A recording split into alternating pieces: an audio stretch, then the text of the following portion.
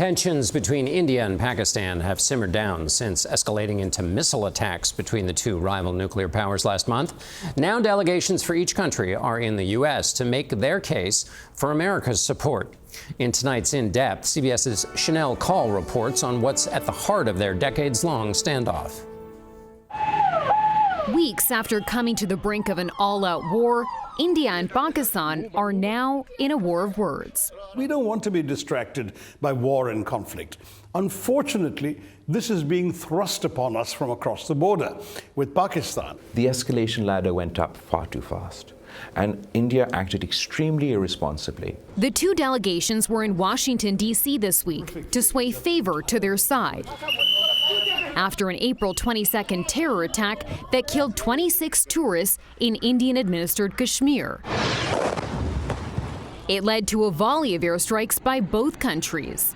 Shashi Tharoor heads India's delegation. He blames Pakistan for the initial attack. There are elements in that country, particularly associated with sections of the military, who have decided that terrorism is for them a useful instrument of state policy. It's an accusation former Pakistani Foreign Minister Bilawal Bhutto Zardari denies. So the current Indian government has used the wolf whistle of terrorism to demonize Muslims within their own country, to demonize Muslims within Kashmir, and to demonize all of Pakistan as a terrorist state. The Kashmir region has been the source of tensions between the two nuclear-armed rivals since they became independent nations with the end of British rule in 1947. It was also at the center of this latest clash that ended with a ceasefire President Trump says he brokered. We stopped the nuclear conflict. I think it could have been a bad nuclear war.